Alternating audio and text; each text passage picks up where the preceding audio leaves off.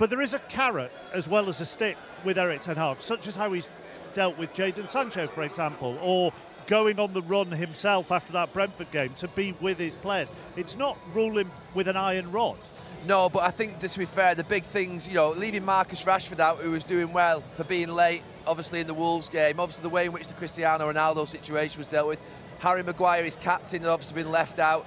They are massive decisions and courageous ones, and they could have gotten it easily wrong and gone the other way. But what he's done is assumed control in the club, and I think that at a football club, you think of Pep Guardiola, Jurgen Klopp, there's no doubt that they're the most important figure in the football club. And Erik ten Hag today, I say today, the last few months, I think has just taken control of Manchester United. The fans love the team again, and you saw the cheer that the fans gave him, by the way. Yeah. They love those players, they love Casemiro, they love Rashford, but when he went and lifted the trophy, there was no doubt who they think the most important person is. Do you think you've all played under some of the greatest managers the game has seen? If they're authentic, they get the players on side, don't they? And he strikes me in every way. I would have said the same if Eddie Howard was as well, by the way. Passionate, authentic. Mark. He's passionate. You can feel it. You know, he just won the Carabao Cup. He's coming here, talking about his players, his staff, and this is the most important for him. And the way he talks about football, the way he talks about people, is about his heart, his passion about the game. And this is what Manchester United need.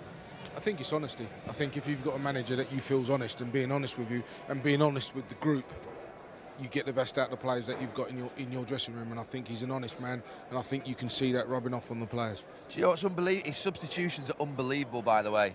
In the last few months, he hasn't put a foot wrong. He's brave with them, taking Wan-Bissaka off, Weghorst at half-time on Thursday. Everything seems to work. He brings Anthony on, he scores.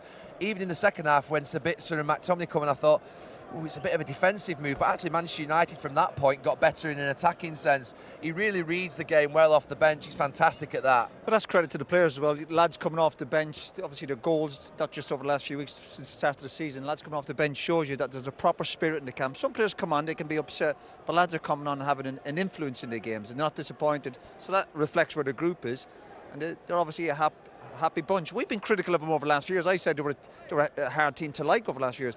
No, I like what I see with this group of players, and obviously certainly what the manager's doing. And when you're winning week in, week out, it does help. Mark, honestly, we went to interview Erik ten Hag 4 days after the 4-0 against Brentford, and if you remember, he'd taken them for a run on the Sunday and gone out and taken them running, which was a bit old school. And at the time, I was thinking, I'm not sure this group of players are going to enjoy this. And at that point, he did assume control. They beat Liverpool on the Monday after, and that was a massive turning point. And I can't believe where we are now today from where we were going back to that sort of 6 months ago when United lost 4-0 to Brentford. It was unthinkable that we'd be sat here with a trophy in the bank and thinking like this about this team, let alone the manager.